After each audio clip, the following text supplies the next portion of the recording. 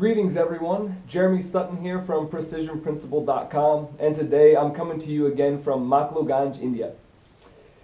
Today is the second day of the intensive Ashtanga yoga course that I'm taking right now, and so I'd just like to continue with the discussion and what we learned over the last couple days. And in particular, today we talked about something called Purushartha Theory. Now, excuse my pronunciation if that's incorrect, my Hindi is terrible. But what Purushartha Theory sets out to do is it intends to set out the goals of human life. So it's kind of giving us what is the direction of a human life.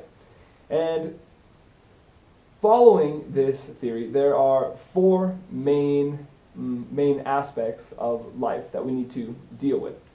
Now, the first one is, check my notes, first one is kama. Now, kama, K-A-M-A, this refers to our desires. And in particular, these are the desires that we share with all the animals. Sexual desires, we don't have enough food, so we have hunger, thirst, the desire to feel comfortable, all of these type of things that pretty much every living animal feels in the world. And basically, if we don't deal with these in some way, then we're going to repress them, we'll be unhealthy, unhappy, so we're going to need to deal with these desires, the kama. The second part of the theory is Artha. And Artha refers to wealth. How do we gain money? How do we get a hold of resources?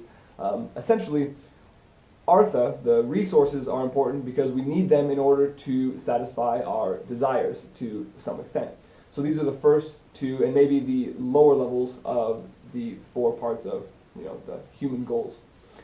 The third part is dharma, and dharma, it's a very popular word in the Western civilization, especially because it refers a lot to Buddhism and a number of other aspects. But in particular, dharma here is talking about ethics and morality. So it's kind of like, how do we attain our money to satisfy our desires? Where do we do this? Why do we do this? In what way?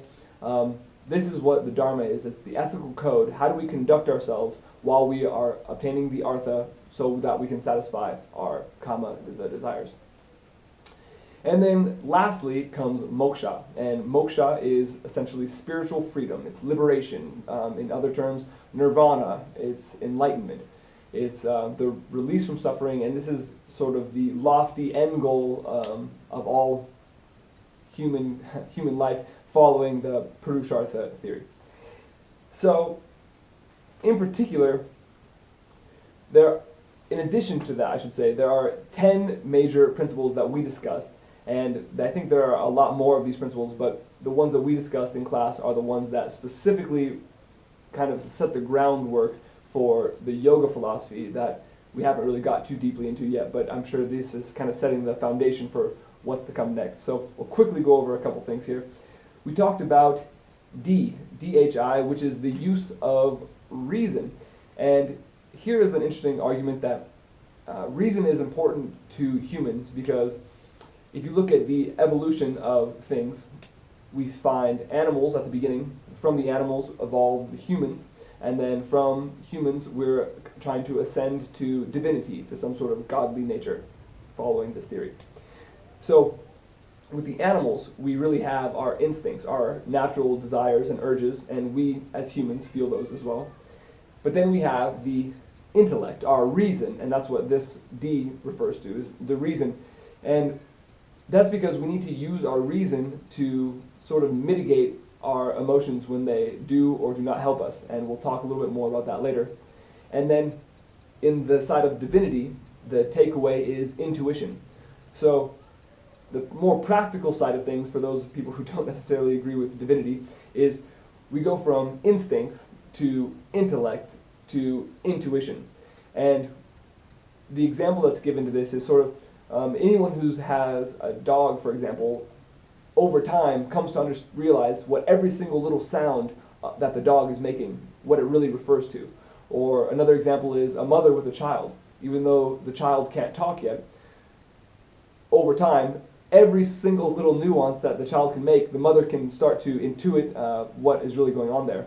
And I think we can use intuition in the other sense. If we refine our skills, we start to just act a certain way. For example, if we use our intellect to figure out what kind of ethical or moral code we want to follow, and then we do it frequently, then we eventually get to an intuition where we don't have to think about, well, does this really align with my values? No, we just act in the way that is appropriate to those values because we just do it intuitively.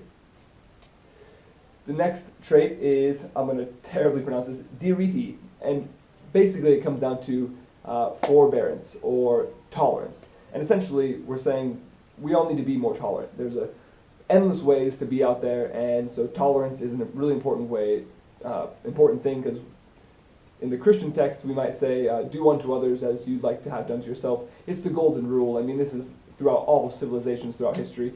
Just tolerate others and treat them kindly. Next one comes, I can't even pronounce it, but it's forgiveness, essentially. And the point here is that we all make mistakes. So when others make mistakes that bother us, we need to just forgive them, and hopefully when we make mistakes in turn, we will also be forgiven.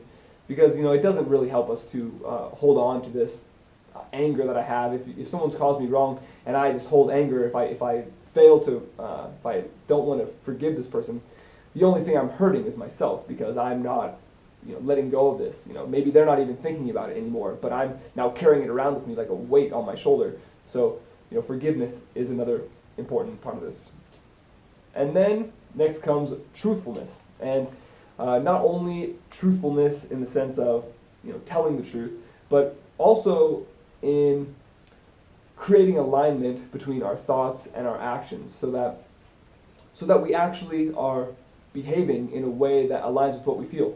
And we might think of this a little bit as assertiveness even. For example, if someone does something that is actually causing you problems, it's not helpful to you or the other person or any of us to just pretend that it's okay and not say anything. So it's okay to be a little bit assertive and actually communicate the legitimate feelings that you have. But of course, this doesn't mean just say everything that's on your mind at any given time. It means we got to have the tact to sensibly communicate what's on our mind, so that we can be honest and authentic with ourselves in our communications with other people. And next comes sancha, or cleanliness and hygiene. And again, what's really nice about this whole system is that it's not just about, do I keep myself physically clean, but which is one part of it, but the second part of it is the mental side. And so essentially, what's the quality of my thoughts? Am I thinking negatively all the time? Am I letting negativity just sort of drown me out, and I'm succumbing to all the negative emotions that I can feel all the time? Or am I actively pursuing positive emotions? Am I noticing when the negativity arises and then redirecting my mind to something else? So this is the cleanliness, the hygiene, not only of the physical body, but also of the mind. Next, we have not stealing. Obviously, that's just a pretty straightforward point. Not taking things from other people. But if there is another point to there, it's also not taking credit for things that we didn't really do. Now that seems kind of obvious, and yes, I'm talking about plagiarism here in one sense, but in a deeper sense, for example, it's not taking credit for things that we didn't do, such as, my football team won, my football team lost, my political party won the election, and so now I'm going to take credit for, yeah, we won, we did it, I did it. But did I do it? Was I even a part of that? I mean, if I was a part of that, then sure, then you deserve that credit. That's not stealing anymore. But when we sort of take the credit of these other people who we didn't necessarily contribute to the end goal, especially like a sports team, like a political party, something like this, we shouldn't necessarily take credit for that. We can be excited, we can be happy for the occurrence, but we didn't do it, and that's important to remember. And the next one is another pretty straightforward, anger management. So just, not becoming just overwhelmed with anger, generally speaking, and treating people kindly.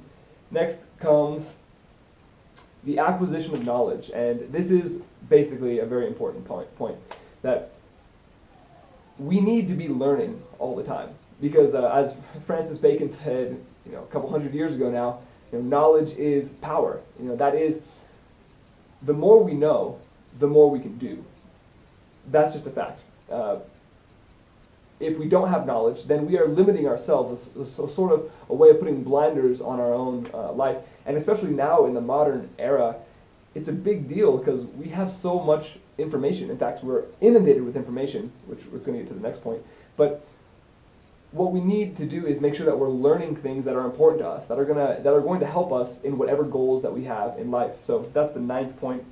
And the last point for right now is controlling the senses. Now, this doesn't mean just have like a tight grip on your mind all the time, but what this means is be the leader of your senses. Don't let your curiosity just drag you around by the nose. Now, the example that was given in class today is especially the internet. For example, how many of us are guilty of just going from one thing to the next thing to the next thing, and this little thing gets me here, and this little thing gets me here, and oh, what's that? And pretty soon, I've passed 2.5, 3 hours on Facebook and a number of other sites, and meanwhile, what have I really learned? The analogy given here is the difference between a torch light and a laser.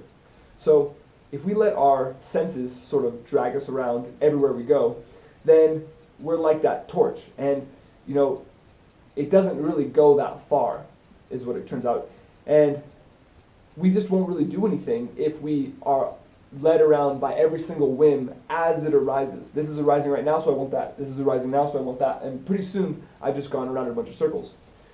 The difference is that laser focus. So what are my priorities? What do I really care about? And what can I do to sort of target my attention and my focus in the direction of the things that I want? So if you think about the 10th point of this, don't be led by your senses, and the previous point of the knowledge acquisition, we might think of taking a very practical and direct approach to the things that we care about the most. So if you want to learn something, go find out more about that. In a very practical sense, it sounds to me maybe means get off the internet a little bit more often, and perhaps open up a book. Sometimes books tend to be a little bit more focused, more in depth than sort of a random click-through search on the internet.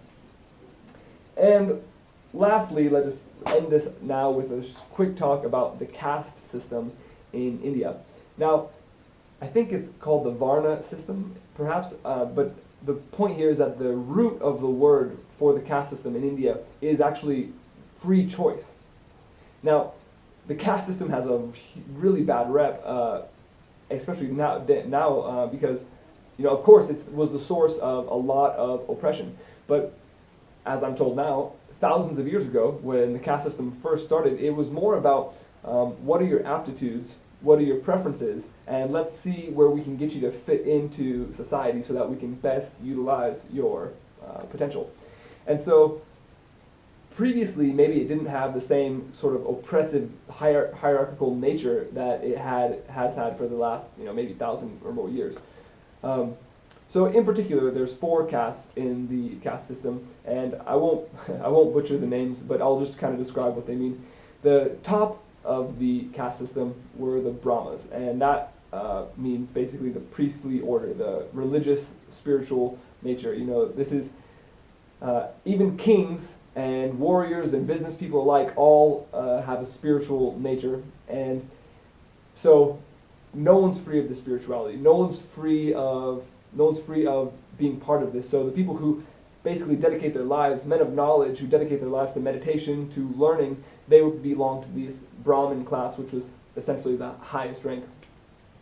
The next class down was the warrior class, and the warrior caste is essentially, this is the place where all the kings are from. This is the soldiers, the warriors, probably the politicians for thousands of years when wars were a big part of being a political leader, was defending your territory from the invaders who might just come and wreck everything. So this here is the underneath the Brahmin class, the mystic class is the warrior class, and then next under that comes the business people. This is the wealth class, the merchants, the tradesmen. These are the men of the work. And so these 3 castes essentially have come to represent the upper side of the coin. And lastly, we get the fourth caste, which I think is called the Shudra Class. And this is the famous untouchables, what came to be the untouchables. They weren't, they were just the laborers originally, so I'm told.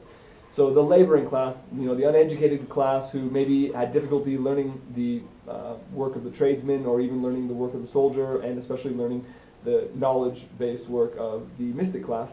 So we have the real laboring class here in the Shudra class.